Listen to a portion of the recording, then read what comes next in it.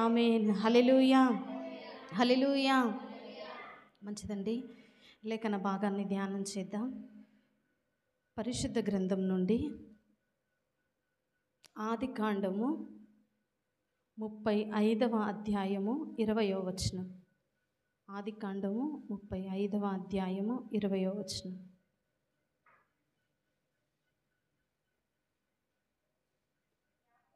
యాకోబు ఆమె సమాధి మీద ఒక స్తంభము కట్టించెను, అది నేటి వరకు రాహేలు సమాధి స్తంభము. హల్లెలూయా.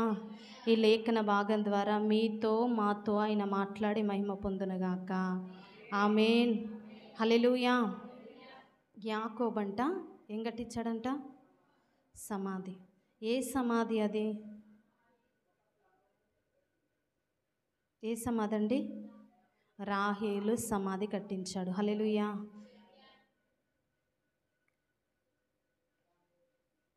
ఇస్సాకుకు 2 కుమారులు.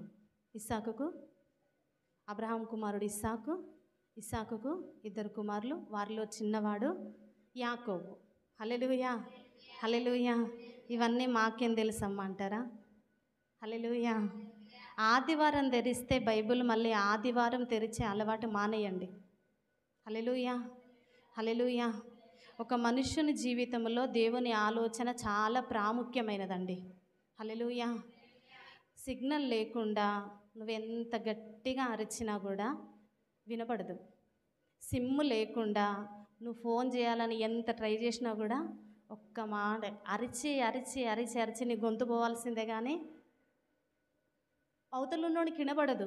ఎందుకు అనంటే నీ దాంట్లో ఉండవలసిన ప్రాముఖ్యమైనది లేదు, నెట్వర్క్ లేదు. దేవునితో మనకు నెట్వర్క్ లేకుండా కూడా మనం ఏమీ చేయలేమండి. హల్లెలూయా, హల్లెలూయా.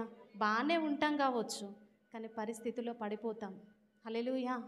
ప్రతిరోజు ఒక్క అధ్యాయమైన వినడమో చదవడమో అలవాటు చేసుకోండి. హల్లెలూయా. ఎంతసేపు అండి? ఎప్పుడో పక్కోళ్ళ మీద ఎంతసేపు ఆధారపడతామండి? అమ్మగారే చెప్పాలి, అయ్యగారే చెప్పాలి, వింటే సరిపోతుంది కదా వాక్యం. మేము చెప్పేది జస్ట్ మిమ్మల్ని బలపరచడానికి మాత్రం, అంతే. హల్లెలూయా, హల్లెలూయా. చదవవలసింది నేర్చుకోవలసింది మీరేనండి. మీకు దేవునితో ఎంత బలంగా సహవాసం ఉంటే, దేవునికి మీరు ఎంత ఆనుకొని ఉంటే మీ కుటుంబాలు అంత వర్ధిల్లుతూ ఉంటాయి. ఎప్పుడు పక్కనోడే మన పళ్ళు దోమాలంటే కుదరదు. ఇప్పుడు బలహీనంగా ఉన్నప్పుడు, జబ్బు వచ్చినప్పుడు, హాస్పిటల్లో ఉన్నప్పుడు మొహం గడిగించారంటే అర్థం ఉంటుంది. నేను ఇంతే కూర్చుంటాను, రోజు నువ్వే గడిగించంటే దాన్ని ఏమంటారు? హల్లెలూయా. వాక్యాన్ని ధ్యానించాలండి. స్తోత్రం. యాకోబు, ఏశావు అనే 2 కుమారులు ఇస్సాకుకున్నారు. యాకోబు చిన్నవాడు. ఆ చిన్నవాడు ఇంటిని విడిచిపెట్టి వెళ్ళిపోయాడు, మోసం చేసి వెళ్ళిపోయిన తర్వాత 20 సంవత్సరాలు ఇల్లరికం ఉన్నాడు. ఆ ఇల్లరికంలో 2 భార్యల్ని చేసుకున్నాడు. మొదటి ఆమె పేరు లేయా, రెండవ ఆమె పేరు రాహేలు. ఆ 2 భార్యల్ని చేసుకోవడం ఒక భార్యను అనుకోకుండానే వచ్చిందండి. జబ్బు కన్నది, వేరే దారి ఏం లేక అన్న ఈయన మోసం చేశాడు, మా అమ్మ ఈయన్ని మోసం చేశాడు.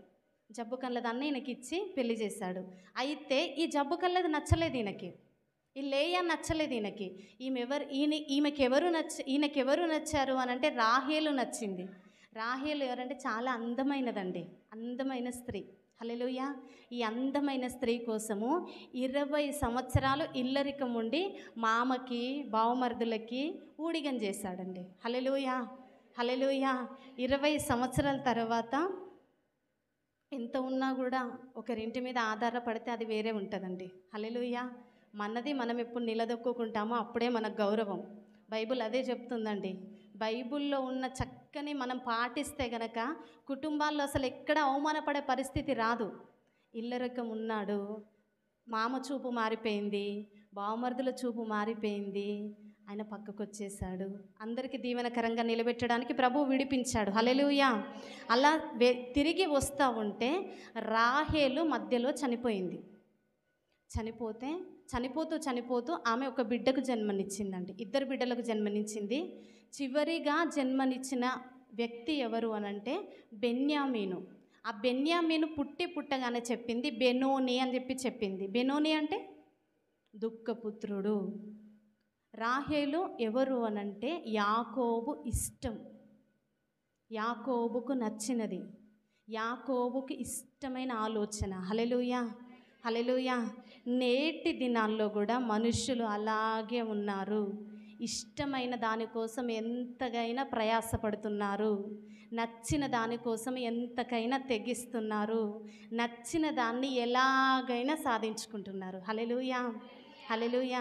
మొన్న చూశారు కదా 10th క్లాస్ అమ్మాయి ఇష్టపడ్డ అబ్బాయిని సాధించుకోవాలనుకుంది. నా ఇష్టం నా ఆలోచనకు దక్కాలి అనుకుంది. ఏం చేసిందండి? తల్లిని చున్నీతో ఊరేసి అడ్డుగా ఉన్నందున తల్లిని చంపేసి అప్పటికీ చచ్చిపోలేదని సుత్తెతో బాధిందంట. బాధేసి అబ్బాయిని తీసుకుంది. ఇంక ఇక్కడికి అయిపోయింది, నేను సంతోషంగా ఉంటాను అనుకుంది. నెక్స్ట్ డేనే వెళ్ళి జైల్లో కూర్చుంది. హల్లెలూయా, హల్లెలూయా. ఈ ఇష్టమైన రాహేలు కోసము 20 సంవత్సరాలు ప్రయాసపడ్డాడు యాకోబు. కానీ చివరి వరకు యాకోబు రాహేలుతో సంతోషంగా లేడు. హల్లెలూయా. ఈరోజు మన అంశం ఏంటి అనంటే, నీ జీవితం, నీ విశ్వాస జీవితం నీ ఇష్టమా దేవుని ఇష్టమా? హల్లెలూయా. నీ ఇష్టమా లేక దేవుని చిత్తమా? ఏది మేలు మనకి? హల్లెలూయా. మనకు మేలైనది ఏది? 20 సంవత్సరాలు ప్రయాసపడ్డాడు, 20 సంవత్సరాల తర్వాత దక్కించుకున్నాడు. లాస్ట్కు ఆమె ఏది మిగిల్చి వెళ్ళింది యాకోబు జీవితంలో అనంటే దుఃఖపుత్రుని మిగిల్చి వెళ్ళిందంట, దుఃఖాన్ని మిగిల్చి వెళ్ళిందంట. ఇవన్నీ తలపోసుకుంటున్నాడు. తలపోసుకొని ఒకటి మాత్రం అర్థం చేసుకున్నాడండి. హల్లెలూయా. ఈ దుఃఖాన్ని నేను పొందుకోవడానికి గల కారణం ఒక్కటే, నా ఇష్టంలో నేను సంతోషించలేకపోవడానికి గల కారణం ఒక్కటే. హల్లెలూయా. నా దేవుని కుడి చేతి నేను విడిచిపెట్టాను. హల్లెలూయా, హల్లెలూయా, హల్లెలూయా. ఈ రోజుల్లో మనుషులు చేస్తుంది అదే కదనండి. ఇష్టమైన దానికోసం దేవుని విడిచిపెడుతున్నారు, నచ్చిన దానికోసం దేవుని పక్కన పెడుతున్నారు. దేవునికి ఇష్టం లేనిది చేయడం కోసము దేవుని ఆజ్ఞను దాటి వెళుతున్నారు. హల్లెలూయా, హల్లెలూయా. అతిక్రమము అని అంటే ఏంటండి? అతిక్రమము, ఆజ్ఞాతిక్రమమే పాపం. యాకోబుకు అర్థమైంది, నా దేవుని మాటను నేను అతిక్రమించాను, నా దేవుని ఆజ్ఞను నేను దాటి వెళ్ళాను, నా ఇష్టాన్ని నేను కావాలనుకున్నాను, నా ఇష్టము నేడు నాకు భరించలేని దుఃఖాన్ని మిగిల్చింది. హల్లెలూయా. దీని వెంటనే ప్రయాసపడుతున్నారండి మనుషులు, దేనికైనా తెగిస్తున్నారు. అవసరానికి ఇప్పుడు ఒకవేళ నువ్వు తాగుడు మానేస్తావా, మందిరం మానేస్తావా అంటే ఏమంటారండి? మందిరం మానేస్తానంటారు ఈజీగా. నువ్వు ఆ చెడు మాటలు విడిచిపెడతావా, లోకాన్ని విడిచిపెడతావా, మందిరాన్ని విడిచిపెడతావా అంటే యాకోబు మందిరాన్ని విడిచిపెట్టాడండి. వెళ్తున్న దారిలోనే దేవుడు దర్శించాడు. ఆయన ప్రార్థన చేస్తేనంట దేవదూతలు ఆకాశము నుండి దిగుచు ఎక్కుచు కనిపించాయంటండి. హల్లెలూయా. ఒక దర్శనాన్ని పొందుకున్న వ్యక్తి, ఒక ప్రత్యక్షత పొందుకున్న వ్యక్తి, దేవుని కార్యాలు సూటిగా నేరుగా ప్రత్యక్షంగా చూడగలిగిన వ్యక్తి. హల్లెలూయా. ఆయన ఇష్టం కోసం దేవుణ్ణి విడిచిపెట్టాడండి. నాకు చాలామంది చెప్తూ ఉంటారు, అక్క నేను ప్రార్థన చేస్తే నాకు ఇట్లా కనిపించింది అక్క, నేను ప్రార్థన చేస్తే ఇది జరిగిందక్క, నేను ప్రార్థన చేస్తే ఇలాంటివి నేను అనుభవించానక్క, మరి ఇప్పుడేమైంది? హల్లెలూయా. ఏదో ఇష్టం దగ్గర ఆగిపోయారు, ఏదో నచ్చిన దానికోసం ప్రార్థన నిర్లక్ష్యం చేస్తున్నారు. హల్లెలూయా. ఆ నిర్లక్ష్యపరిచిన యాకోబు జీవితంలో తీర్చలేని దుఃఖాన్ని మిగిల్చింది రాహేలు. నీ ఇష్టము నీకు చివరికి దేన్ని తీసుకొచ్చి పెడుతుందంటే నష్టాన్ని తీసుకొచ్చి పెడుతుంది. దేవుణ్ణి వదిలేసిన నీ ఆలోచన నీకు చివరికి ఏది మిగులుస్తుంది అని అంటే కష్టాన్ని మిగులుస్తుంది. హల్లెలూయా. తలెత్తుకోకుండా చేస్తుందండి. యవ్వనస్తుల జీవితాల్లో నాకు చాలా బాధ అనిపిస్తుంది చూస్తుంటే. యాకోబు కూడా అదే అనుకున్నాడు, ఈ అమ్మాయి ఉంటే చాలు నాకు అనుకున్నాడు. ఆ అమ్మాయి వల్లనే నష్టపోయాడు. ఈ అబ్బాయి ఉంటే చాలు నాకు అనుకుంటున్నారు యవ్వనస్తులు. వారి వల్లనే కదా, ఆ అబ్బాయి వల్లనే కదా. అంత దేవుడి తరువాత మనల్ని ఎక్కువగా ప్రేమించేది ఎవరు అంటే తల్లిదండ్రులేనండి. తల్లిదండ్రుల ప్రేమ తరువాతనే ఎవరైనా. హల్లెలూయా. హల్లెలూయా. అంత ప్రేమించే తల్లిని కోల్పోయింది. రేపు ఆ బిడ్డ భవిష్యత్ ఏంటి? ఆ బిడ్డ ఆలోచన, ఆ బిడ్డ ఇష్టము నష్టానికి గురి చేసింది. హల్లెలూయా, హల్లెలూయా. దుఃఖపుత్రునిచ్చింది, కన్నీటితో పట్టుకొని వచ్చాడు. తీసుకెళ్ళి తన ఇష్టాన్ని రాహేల్ని ఏం చేశాడంట? సమాధి చేశాడంట. సమాధి చేసి ఆ సమాధి మీద ఒక స్తంభం నిలబెట్టాడు, ఒక రాయి పెట్టాడు. రాయి పెట్టి ఆ స్తంభం మీద రాయించాడు, ఇది రాహేలు సమాధి. అంటే యాకోబు చెప్తున్నాడు, నేటి నుండి నా ఇష్టాన్ని, నా చిత్తాన్ని, నాకు నచ్చిన దానిని నేను సమాధి చేస్తున్నాను. హల్లెలూయా. సమాధి చేసి తిరిగి వచ్చి ఆ దుఃఖపుత్రుని చేతిలో పట్టుకొని అంటున్నాడు, ఈయన ఆయన కుడి చేతి పుత్రుడు. హల్లెలూయా. నాకు నా సొంత ఆలోచన వద్దయ్యా, నా సొంత ఇష్టం వద్దయ్యా, నీ కుడి చేయి నాకు కావాలి ప్రభువా. హల్లెలూయా. నేను నష్టపోయింది చాలు, నేను కోల్పోయింది చాలు, నేను పడిపోయింది చాలు, ఇంకొద్దయ్యా నాకు ఈ జీవితం. ఈ దుఃఖాన్ని నీ కుడి చేత పట్టుకొని నాకు ఆశీర్వాదంగా మార్చయ్యా. హల్లెలూయా, హల్లెలూయా. ఎక్కడెక్కో నుండి బలహీనమైన వాటి కోసం ఎందుకండి మన బలమైన భక్తిని మనము తాకట్టుగా పెట్టాలి. హల్లెలూయా. నేను పిల్లలతో ఈరోజు చెప్తా ఉన్నాను, లోకంలో బ్రతకాలంటేనే భయం కలిగించే పరిస్థితులు వస్తున్నాయి. అన్యులకు తప్పదు, క్రైస్తవులకు శ్రమ తప్పదు. కానీ శోధనను జయించి, శ్రమను సహించి అంతం వరకు నిలకడగా ఉన్న వారి కొరకు పరలోక రాజ్యం సిద్ధపరచబడుతుందండి. హల్లెలూయా. మట్టి గోడలు కాదు, బంగారపు, హల్లెలూయా, వజ్రాలతో కూడిన ఇంటిని దేవుడు సిద్ధపరుస్తున్నాడు. నేను అన్నాను, 100 సంవత్సరాలేరా, భయపడుతూ బ్రతికినా, ఎట్లా బ్రతికినా వాళ్ళు చచ్చిపోతారు, మనము చచ్చిపోతాం. 100 సంవత్సరాల జీవితం కొరకు అసలు నష్టమే లేని జీవితాన్ని, అసలు మరణమే లేని జీవితాన్ని మనం కోల్పోవద్దు. హల్లెలూయా. ఎట్లా వచ్చినా మరణమే. మంచిగా బ్రతికినా చచ్చిపోవాల్సిందే, చెడుగా బ్రతికినా చచ్చిపోవాల్సిందే, సరిపోయిన వస్త్రాలు ఉన్నా చచ్చిపోవాల్సిందే, లేకపోయినా చచ్చిపోవాల్సిందే. ఎప్పటికీ శాశ్వతమేద కాదు కదా. కానీ దేవుని ఆలోచన ప్రకారం నడుద్దాం. హల్లెలూయా, హల్లెలూయా. ఆయన అంటున్నాడు ఆ దుఃఖపుత్రుని చేతిలో పట్టుకొని, అయ్యా ఇది మొదలుకొని నీ కుడి చేత నన్ను నడిపించయ్యా, నీ ఆలోచన చేత నన్ను నడిపించయ్యా. నా ఇష్టం వద్దు ప్రభువా, నా ఇష్టం ద్వారా నేను చచ్చిపోయింది చాలు, నా ఇష్టం ద్వారా నేను కోల్పోయింది చాలు, నా ఇష్టం ద్వారా నేను పూడ్చుకున్న సర్వ నష్టాన్ని నీ కుడి చేతి ద్వారా నాకు దయచేయి ప్రభువా. హల్లెలూయా, హల్లెలూయా. ఆయన జీవితం ద్వారా మనం నేర్చుకోవలసిన పాఠము, మన చిత్తాన్ని మనము సమాధి చేయాలి, మన ఆలోచనని మనం సమాధి చేయాలి. ఇక్కడికైనా రమ్మంటున్నారా? ఈ ఫ్రెండ్షిప్ నన్ను వదిలిపెట్టి వెళ్ళిపోతుందేమో, ఇది చెయ్యకపోతే వాళ్ళు నాతో సహవాసం ఉండరేమో అనిపిస్తుందా అండి? పర్లేదు. హల్లెలూయా. మీలో ఒంటరి అయిన వాడు 1000 మందితో సమానం అన్నాడు. హల్లెలూయా, హల్లెలూయా. ఎవరో మన భక్తి జీవితాన్ని బట్టి విడిచిపెడుతున్నారని, ఎవరో మన సమర్పణను బట్టి విడిచిపెడుతున్నారని, ఎవరో మనల్ని ఒంటరిని చేసి మన ఇంటికి రావట్లేదని బాధపడాల్సిన అవసరమే లేదండి. హల్లెలూయా. నేను చెప్పాను కదా, నాకు మాట్లాడడం రాదని, నా దగ్గర ఏం లేదని, ఏడుపు మొహం దాన్నని పక్కన పెట్టేసిన వారందరూ కూడా నాతో ప్రార్థన చేయించుకుంటున్నారు. హల్లెలూయా. ఒంటరి అయినవాడు, దేవుని కొరకు ఒంటరిగా నిలబడుతున్నావా? దేవుని ఆలోచనను స్వీకరించడం వల్లనే, దేవుని ఆలోచనను కోరుకోవడం వల్లనే ఒంటరి అయిపోతున్నావా? పర్వాలేదు. హల్లెలూయా, హల్లెలూయా. ఈ తగ్గింపు నీ ఘనతే. హల్లెలూయా. ఈ తగ్గింపు నీకు ఘనతను తీసుకొచ్చి పెడుతుంది. హల్లెలూయా. ఒకవేళ నా ఇష్టమే నాకు కావాలి అని యాకోబులాగా మనం ఆలోచిస్తే కనుక మన నష్టాన్ని ఎవ్వరూ తీర్చలేరండి. హల్లెలూయా. తిరిగి వస్తున్నాడు కానీ ఎవ్వరూ ఆదరించే వాళ్ళు లేరు. బంధువులు ఉన్నారు, స్నేహితులు ఉన్నారు, అందరూ ఉన్నారు. 12 మంది పిల్లలు ఉన్నారు, 2 భార్యలు ఉన్నారు, లెక్కలేనంత మంది పని వాళ్ళు ఉన్నారు. కానీ ఏదో బాధ. హల్లెలూయా. ఆయన కుడి చేత పట్టుకున్న దుఃఖాన్ని నువ్వు నాట్యంగా మార్చయ్యా అని అడుగుతున్నాడు. ఆయన చివరిగా ఒక మాట అంటున్నాడు, నా క్షేమాధారం నీవే ప్రభువా. హల్లెలూయా. నేను క్షేమంగా ఉండాలి అనంటే నా దేవుని నియమంలోనే నేను బ్రతకాలి. హల్లెలూయా. 13వ అధ్యాయము ఆదికాండము 7వ వచనం. ఆదికాండం 13వ అధ్యాయము 7వ వచనం. అప్పుడు అబ్రహాము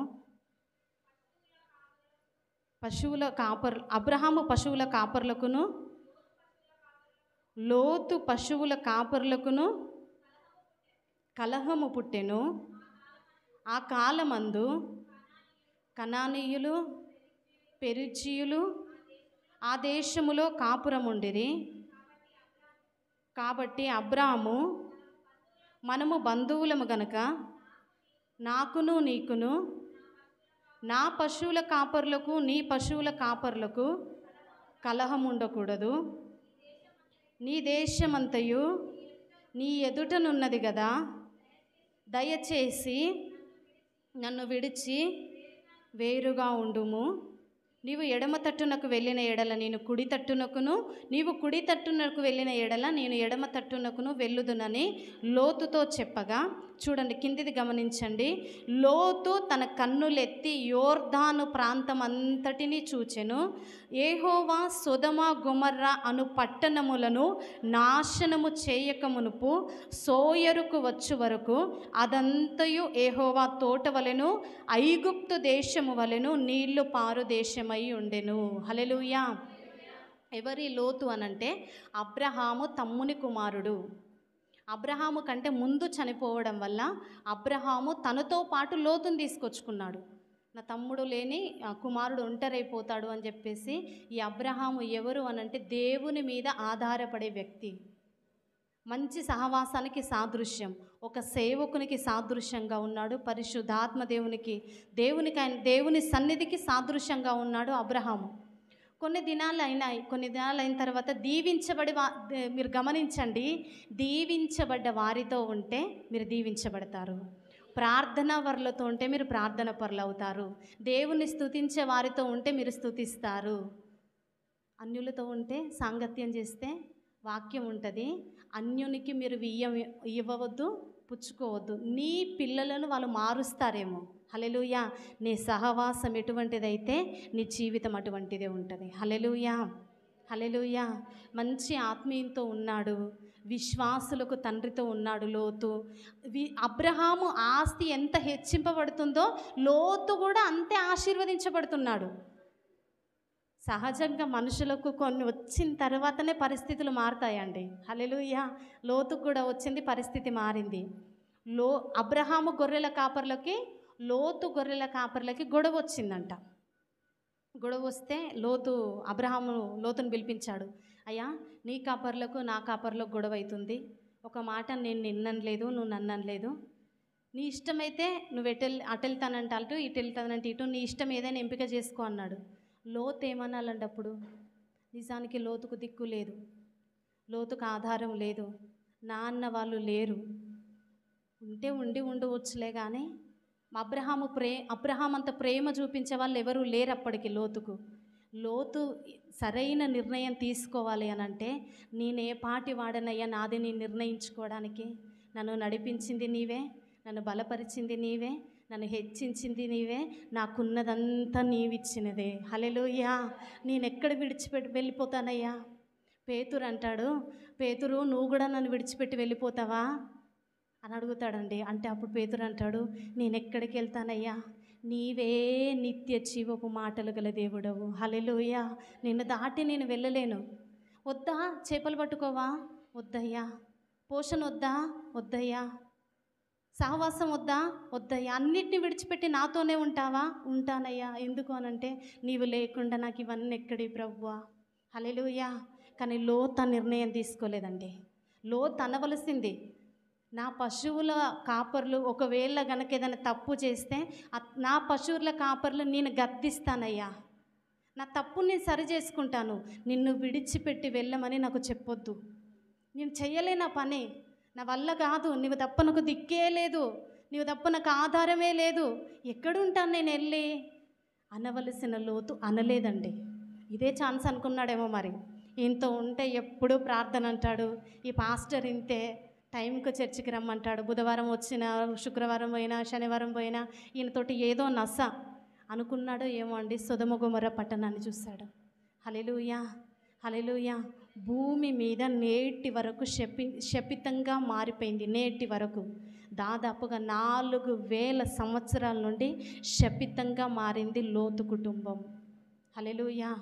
దేవునికి విరోధమైన ఏ ఆలోచన వర్ధిల్లదు. హల్లెలూయా, హల్లెలూయా. ఆత్మీయులు గద్దిస్తున్నారా అండి?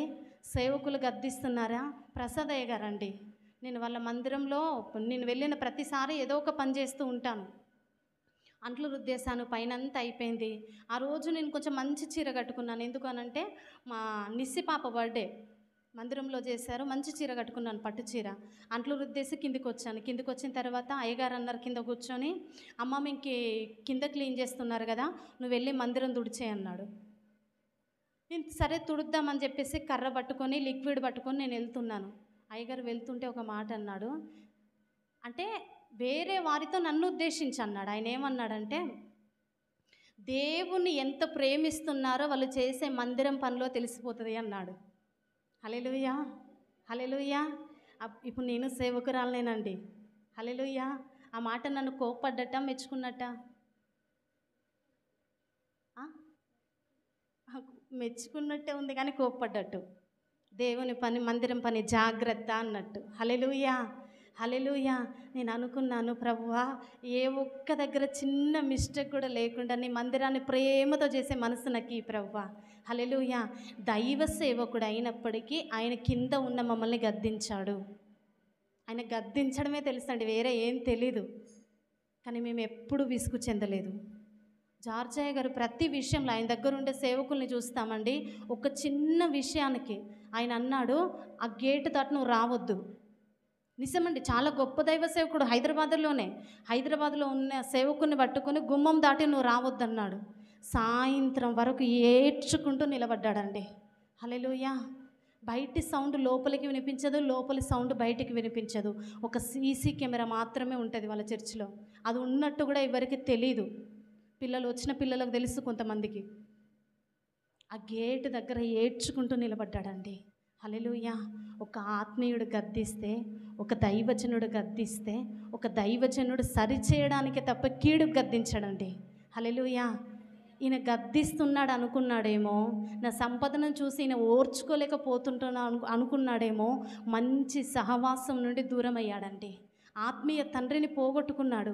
సొదొమ గొమొర్రా నాకు నచ్చింది, పచ్చగా ఉంది, శ్రేష్టమైనదిగా ఉంది, డబ్బు సంపాదించుకుంటాను, వ్యాపారం చేస్తాను, వర్ధిల్లుతాను అనుకున్నాడండి. హల్లెలూయా. కుటుంబంలో శేషం లేకుండా పోయింది. ఉన్నవారైనప్పటికీ శపితంగా మారిపోయారు. హల్లెలూయా, హల్లెలూయా. మనం తీసుకునే ప్రతి విషయంలో కొన్నిసార్లు మనం ప్రార్థన చేస్తూ ఉంటే కొన్ని విషయాల్లో మనం గట్టిగా ముందడుగు వేయలేము, గట్టిగా సరైన నిర్ణయం తీసుకోలేము. ఎందుకు అనంటే పరిశుద్ధాత్మ దేవుడు మనకు ఆలోచనకర్తగా ఉన్నాడు. హల్లెలూయా, హల్లెలూయా.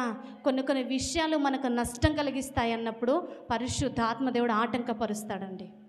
అది విశ్వాసుల ద్వారా కావచ్చు, అది సేవకుల ద్వారా కావచ్చు, అది కళల ద్వారా కావచ్చు, మరి ఏ రకమైన కానివ్వండి, పరిశుద్ధాత్మ దేవుడు ఆటంకపరిచి ఏదైనా సందేహం మనసులో లేనప్పుడు, నిశ్చయత లేనప్పుడు అది విడిచిపెట్టాలి అక్కడ.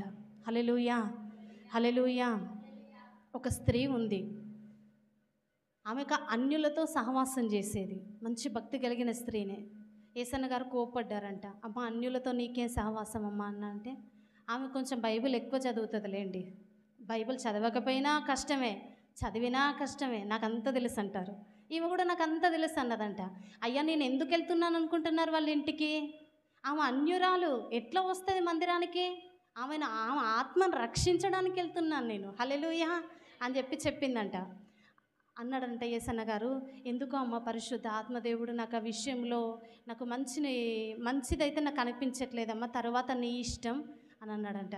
మీకేం తెలుసు యేసన్న గారు, నా ప్రార్థన జీవితం, నేను మోకరిస్తే అన్య భాషలు మాట్లాడకుండా మోకాళ్ళు దించననిందంట. హల్లెలూయా. సరే అని చెప్పేసి యేసన్న గారు అంతకంటే ఏం చెప్తాడంటే, ఒక సేవకుడు ఒక గద్దింపు చాలు విశ్వాసికి. ఆ గద్దింపును దాటి వెళ్ళింది. కొన్ని రోజులు అయిపోయింది, అన్యురాలు బయటికి వెళ్ళిందంట. ఆ పూలమాల అప్పుడే గుచ్చుకుందంట. పూలమాల కట్టింది తల్లో పెట్టుకోవడానికి. ఆ మంచం మీద పెట్టింది. మంచం పక్కనే వాళ్ళ ఆయన కూర్చున్నాడు. ఈమె దేనికోసమో బయటికి షాప్కి వెళ్ళింది. వాళ్ళ ఆయన ఇట్లా పూల అది ఉంటుంది కదా అల్లింది, అది చేతిలో పట్టుకొని అని చూస్తున్నాడంట. అంటే భార్య ముచ్చటగా అల్లుకుంది కదా అని ప్రేమతో చూస్తున్నాడో ఏమో. అదే టైంలో ఈ విశ్వాసురాలు వెళ్ళింది. ఈ బాల్కనీలో ఉండడం వల్ల మెట్లు ఎక్కుతూ ఉంటే ఈమె జారి కింద పడిపోయింది. అదే టయానికి ఆయన అక్కడ ఉన్నాడు కనుక ఆయన వచ్చి సహకరిద్దామని చెప్పేసి పట్టుకున్నాడు. ఆమె ఈయన మీద పడిపోయింది, ఆయన మీద పడిపోయింది. సమయానికి భార్య వచ్చింది. హల్లెలూయా, హల్లెలూయా. ఎన్ని రోజుల నుండి జరుగుతుంది తతంగం? ఎప్పటి నుండి కొనసాగుతుంది తతంగం అంటే, లేదమ్మా నీ వాక్యం చదివేదాన్ని, నీ ప్రార్థన చేసేదాన్ని, లేదమ్మా నీ ఇంటి మాటికి వచ్చిందని చెప్పి అట్లా అనుకోవద్దు తప్పుగా. అంటే ఆమె అంటుందంట, ప్రతిరోజు నా ఇంటికి వస్తే నీలో ఇంత చెత్త బుద్ధని నాకు అర్థం కాలేదు, పాపిష్టిదాన. హల్లెలూయా, హల్లెలూయా.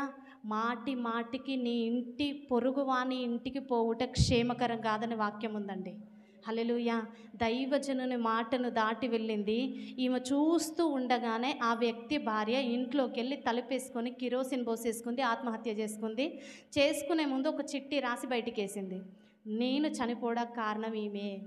హల్లెలూయా, హల్లెలూయా. నువ్వు భక్తిగా ఉన్నట్టే ఉన్నప్పటికీ నీ సొంత ఆలోచన క్షేమం కాదు, నీ సొంత ఆలోచన మంచిది కాదు, తీర్చలేని నష్టాన్ని తీసుకొచ్చి పెట్టిందండి. హల్లెలూయా. దైవజనుని మాట చొప్పున, దేవుని మాట చొప్పున పేతురుతో అంటాడు, నా మాట చొప్పున నీవు వలవేయి. హల్లెలూయా. ఆయన మాట చొప్పున నువ్వు అడిగేస్తే, ఆయన మాట చొప్పున నువ్వు నడిస్తే, ఆయన మాట చొప్పున నువ్వు నిర్ణయం తీసుకుంటే నీ జీవితంలో నువ్వు వర్ధిల్లుతావండి. బిడ్డల భవిష్యత్తు వర్ధిల్లుతుంది. హల్లెలూయా. ఎన్నో రకాల శోధనలు వస్తాయి ఆత్మీయ జీవితంలో, బలమైన శోధనలు వస్తాయండి. మొన్న ఒక దైవజనుడు అన్నాడు,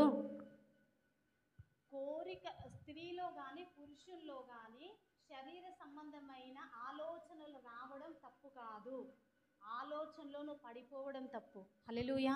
ఎట్లా అని అంటారా, ఆకాశంలో పక్షులు తిరుగుతూ ఉంటాయండి. ఆకాశంలో పక్షుల్ని మనం ఆపగలుగుతామా? ఆపలేము. కానీ మనం ఒకటి చేయగలం. హల్లెలూయా. ఒక గొప్ప దైవజనుడు ఒక యవనస్తునితో అన్నమాట, ఆకాశంలో పక్షులను ఆపలేవు నాన్న, నీ హృదయంలో ఉన్న రావాల్సిన ఆలోచనలు కూడా నువ్వు ఏమి చేయలేవు, కానీ ఒకటి మాత్రం చేయగలవు.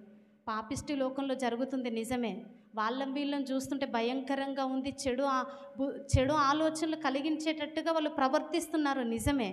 ఆకాశంలో పక్షులను ఆపలేవు, కానీ ఒక్క పక్షి కూడా నీ తల మీద వాలకుండా నువ్వు చూసుకోగలవు. హల్లెలూయా, హల్లెలూయా.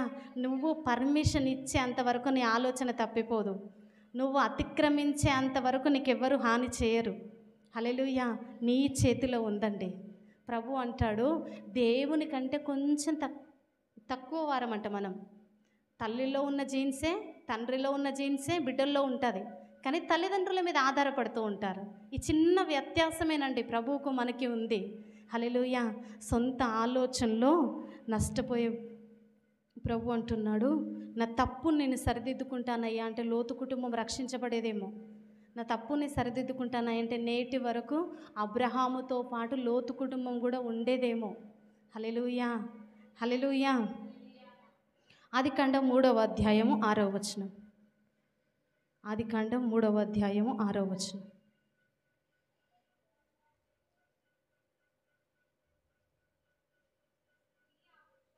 స్త్రీ ఆ వృక్షము ఆహారమునకు మంచిదియు, కన్నులకు అందమైనదియు, వివేకమిచ్చు రమ్యమైనదియు ఉండుట చూచినప్పుడు ఆమె దాని ఫలములలో కొన్ని తీసుకొని తిని తనతో పాటు తన భర్తకును ఇచ్చెను, అతడు కూడా తినెను.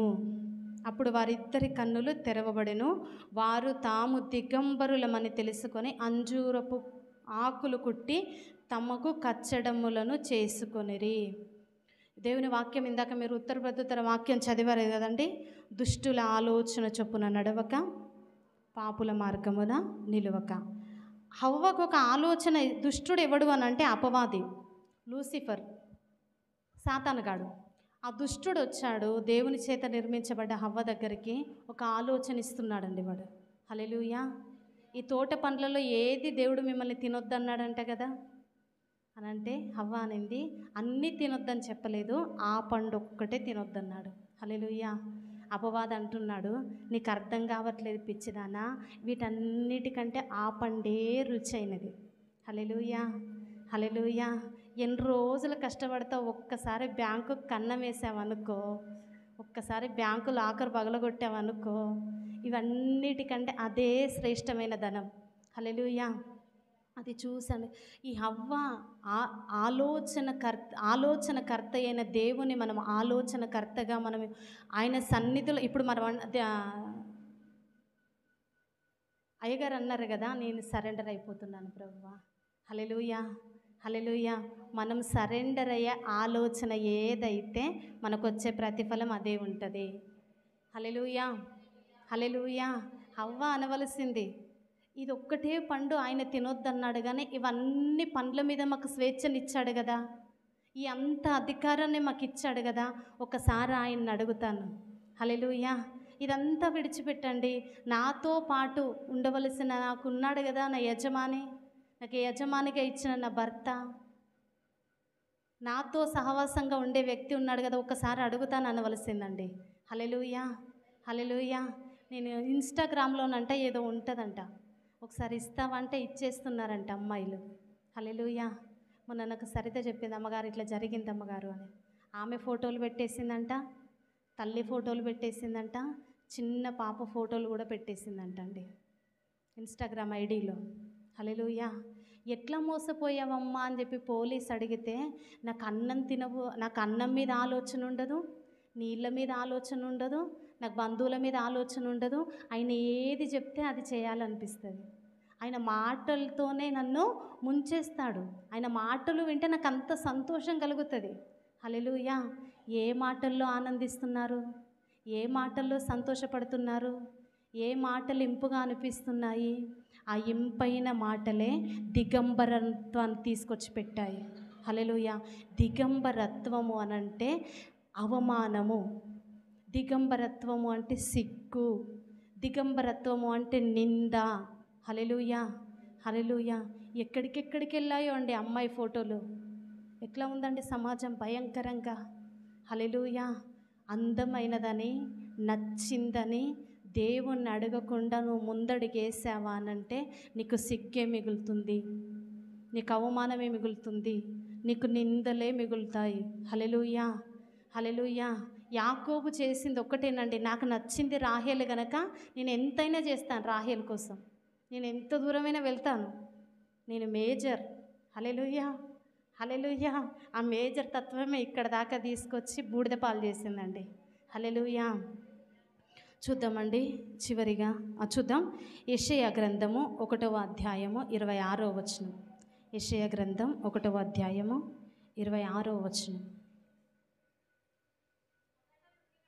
మొదట నుండినట్లు నీకు న్యాయాధిపతులను మరలా ఇచ్చెదను, ఆదిలోనున్నట్లు ఆలోచనకర్తలను మరలా నియమించెదను. హల్లెలూయా, హల్లెలూయా.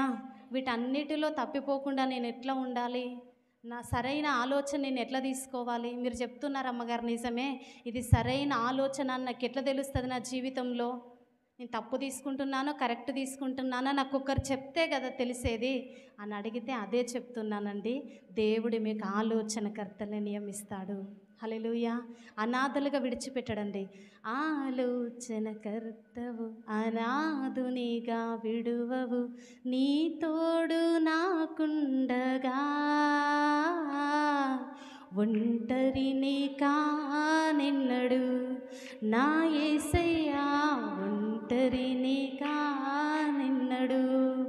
అనాథగా విడిచిపెట్టడండి. హల్లెలూయా. ఆయన ఆలోచనకర్తను నియమిస్తాడు. ఎవరు ఆలోచనకర్త అంటే పరిశుద్ధాత్మ దేవుడు. హల్లెలూయా. పెద్దన్నయ్య చనిపోయాడు, నాకు ఇంటిలో వివాహ సంబంధాలు చూస్తున్నారు.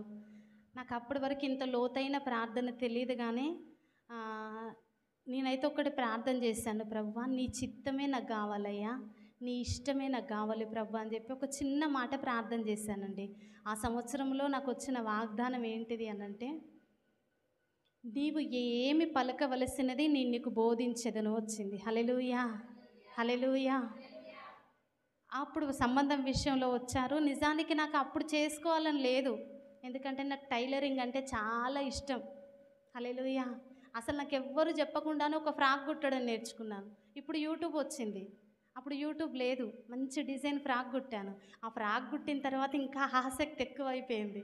అమ్మో, ఎవరు చెప్పకుండానే నేను నేర్చుకున్నానంటే ఇంకా చెప్తే అసలు నా అంత బెస్ట్ టైలరే ఉండరు అసలు అనుకున్నాను. హల్లెలూయా, హల్లెలూయా. అప్పుడు వచ్చారు. నాకు టైలరింగ్ ఆశ ఉండడం వల్ల నేను వద్దని చెప్దాం అనుకున్నా. మా అత్తమ్మతో అన్నాను, ఇప్పుడు వద్దు, నేను ఒక 3 నెలల తర్వాత చేసుకుంటాను అన్నాను. మా అత్తమ్మ అన్నది, ఈ మాట నాతో చెప్పావు కానీ వాడితో చెప్పకమ్మా అన్నది. హల్లెలూయా, హల్లెలూయా. వచ్చిన తర్వాత నేర్చుకో. హల్లెలూయా. అదే 3 నెలల్లో నేను సేవకురాలుగా పిలువబడ్డానండి. హల్లెలూయా, హల్లెలూయా. ఆలోచనకర్త అయిన దేవుడు మంచి ఆలోచనలు ఇచ్చి మనల్ని నడిపిస్తాడండి. హల్లెలూయా. యోసేపు ఉన్నాడు, మంచి యవనస్తుడు. ముందు ఒక అమ్మాయి వచ్చింది. ఇంకా మనము కొంచెం పని చేసుకునే వాళ్ళంటే కొంచెం కలర్ తక్కువ ఉండొచ్చు, అట్లా మనం కొంచెం అంత ఉండొచ్చు. కానీ ఆమెనంటే రాణులతో సమతూగగలిగింది. అంత అందమైన స్త్రీ వచ్చింది, ముందు నిలబడింది. నాతో పాపం చేస్తావా అని చెప్పి ప్రేరేపిస్తుంది ఆయన్ని. ఆయన ఆలోచనలు బలహీనపరుస్తుంది. దేవుని మీద ఆధారపడ్డ యోసేపుకు దేవుడు మంచి ఆలోచన ఇచ్చాడండి. హల్లెలూయా. అమ్మా, నీకోసం ఏది చేయమన్నా చేస్తాను. మీ ఉప్పు తిని నేను బ్రతుకుతున్నానమ్మా, ఈ ఒక్కటి మాత్రం నేను చేయలేనండి. హల్లెలూయా, హల్లెలూయా. ఎంత మంచి సమాధానం అండి. కొంతమంది అయితే బ్లేమ్ చేస్తారండి ఆడవాళ్ళని. అసలు ఏం అనకముందే బ్లేమ్ అయిపోతున్నారు ఆడవాళ్ళు. ఇంకా ఇట్లాంటి స్త్రీలను అయితే ఇంకా పెట్టేస్తారు అక్కడ ఫ్లెక్సీ. కానీ యోసేపు అన్నాడు, నేను ఇటువంటి ఆలోచన చేయువాడను కాను. హల్లెలూయా. ఎవరిచ్చారు ఆలోచన? యోసేపు డాడీ చెప్పాడా? మమ్మీ చెప్పిందా? వాక్యం ఉందా? బైబిల్ పట్టుకొని రోజు చదువుకుంటున్నాడా అండి? చదవట్లేదు. ప్రతిరోజు చేసే ప్రార్థన, దేవుని మీద ఆధారపడ్డ జీవితం. హల్లెలూయా, హల్లెలూయా. నేనైతే ఎప్పుడు అదే అనుకుంటానండి, ప్రభువా, మేము వేసే ప్రతి ఒక్కొక్క అడుగు నీ మీద ఆధారపడి ఉండాలయ్యా. నీ ఆలోచన మీద ఆధారపడి ఉండాలి ప్రభువా. నీ రెక్కల నీడలోనే మేము దాగి ఉండాలయ్యా. బండ సందులలో ఎగురు పావురమంట. హల్లెలూయా. నీకు కట్టడలు ఉన్నాయి, నీకు నియమాలు ఉన్నాయి, నీకు ఆజ్ఞలు ఉన్నాయి. నువ్వు దాటి వెళ్ళొద్దు. హల్లెలూయా. నువ్వు ఎగురు, నువ్వు స్వేచ్ఛగా ఉండు. ఈ బండ సందులోనే ఉండు. ఈ ఆశ్రయపురాన్ని నువ్వు దాటి వెళ్ళవద్దు. పాపం చేసిన వాళ్ళు, నరహత్య చేసిన వాళ్ళు, లోకాన్ని చెరిపిన వాళ్ళు దాగుకోవడానికి ఒక ఆశ్రయపురం ఉండేదండి పాత నిబంధనలో. ఆశ్రయపురంలో ఎవరైతే వచ్చి దాగుకుంటారో వాళ్ళని చంపడానికి వీల్లేదు. ఆశ్రయపురం నుండి బయటకు వచ్చిన వాళ్ళని మాత్రం విడిచిపెట్టరు. హల్లెలూయా, హల్లెలూయా. ఆశ్రయపురం నూతన నిబంధన ప్రకారం ప్రభు అయిన యేసేనండి. హల్లెలూయా. ఆయన బండ సందులో, ఆయన ఆజ్ఞ చొప్పున, నువ్వు ఆలోచన చొప్పున ఎంతకాలం నువ్వు నివసిస్తావో ఏ తెగులు నీ గుడారమును సమీపించదు. హల్లెలూయా. మరణము నన్నేమీ చేయలేదు. ఏ దుష్టుని అధికారం మన కుటుంబాన్ని పడగొట్టదండి. ఆయన బండ సందులో ఉన్నప్పుడు చక్కని ఆలోచనకర్త. ఆయన కంటే మంచి బోధకుడు ఎవరు మనకు లేరు. హల్లెలూయా. చూద్దామండి. యెషయా గ్రంథం 2వ రాజుల గ్రంథము 8వ అధ్యాయము. 2వ రాజుల గ్రంథము 8వ అధ్యాయము.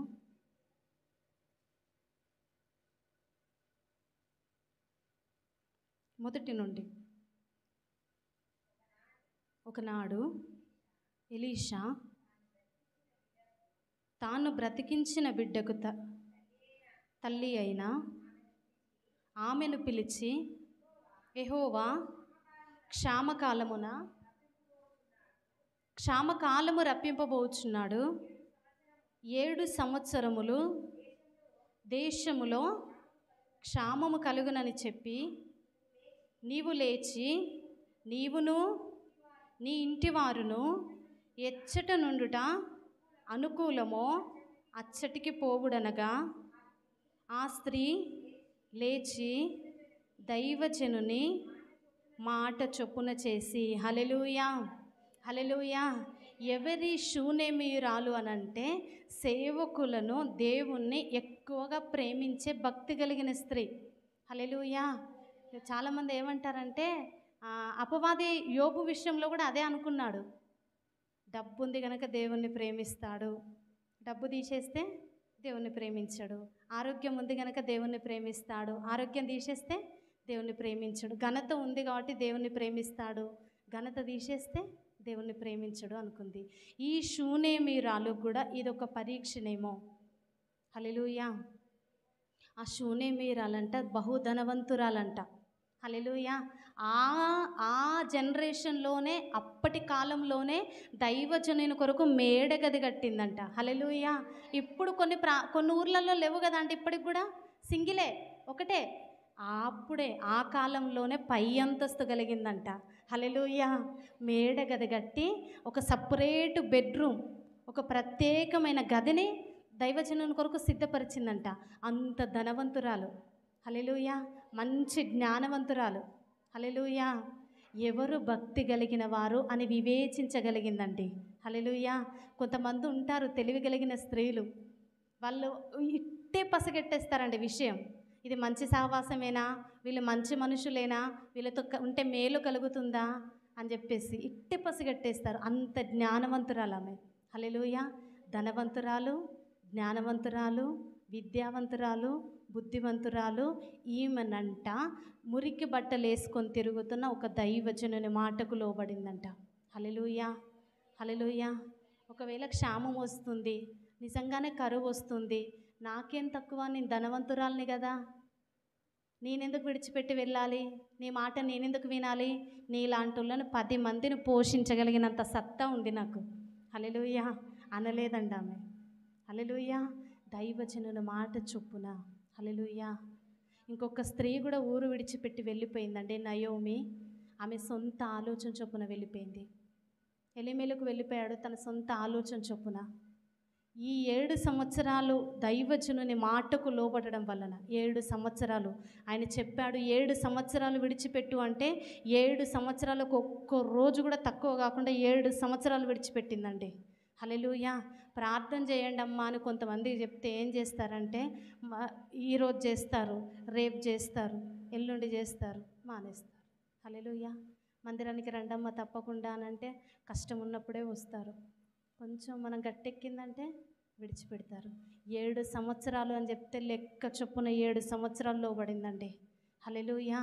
హల్లెలూయా. ఒక సంవత్సరం ఉండి తిరిగి రావచ్చుగా, 2 సంవత్సరాల నుండి తిరిగి రావచ్చు కదా, కాదండి. హల్లెలూయా. దైవజనుని మాట చొప్పున నేను వినాలి, దేవుని మాటకు నేను లోబడాలి. హల్లెలూయా. 7 సంవత్సరాల తర్వాత తిరిగి రావడం వల్ల వచ్చే ప్రతిఫలం మనం చూద్దామండి. 2వ రాజుల గ్రంథము 8వ అధ్యాయము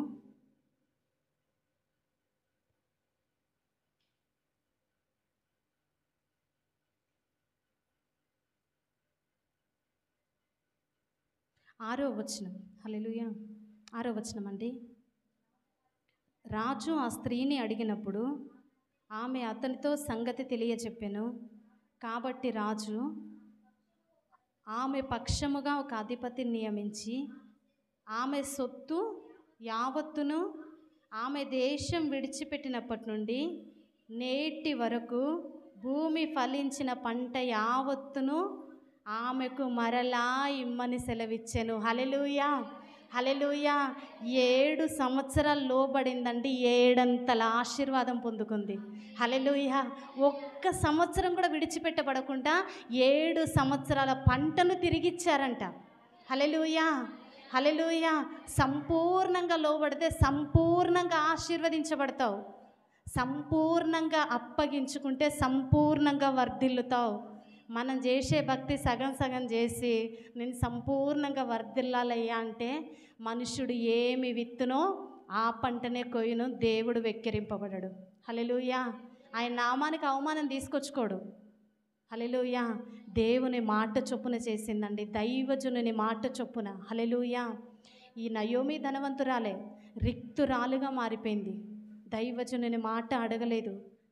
అయ్యా మేము ఇది చేస్తున్నామయ్యా, మేము ఇది అనుకుంటున్నామయ్యా, ఇది దేవునికి అనుకూలమైనదేనా అని అడగలేదండి. హల్లెలూయా. నా ఇష్టం, మూర్ఖంగానో తెలియదక్కువతనంగానో బుద్ధిహీనంగానో తెలియదండి.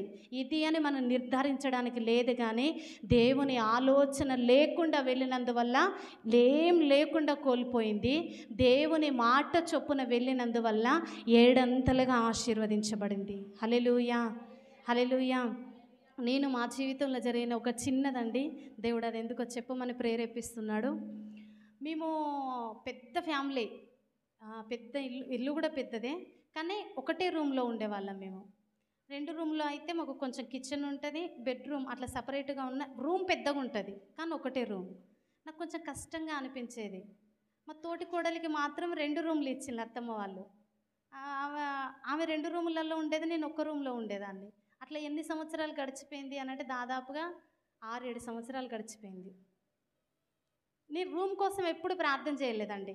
నాకు మంచి ఇది కావాలి అది కావాలని ఎప్పుడు ప్రార్థన చేయలేదు. నా ప్రార్థన అంతా ఒక్కటే, హల్లెలూయా, నా భర్త సేవలో వాడబడాలయ్యా, నా భర్త మరలా నీ సన్నిధిలో నిలబడాలి, ఆయన సంపూర్ణంగా వాడబడుతుంటే నేను చూడాలి. హల్లెలూయా.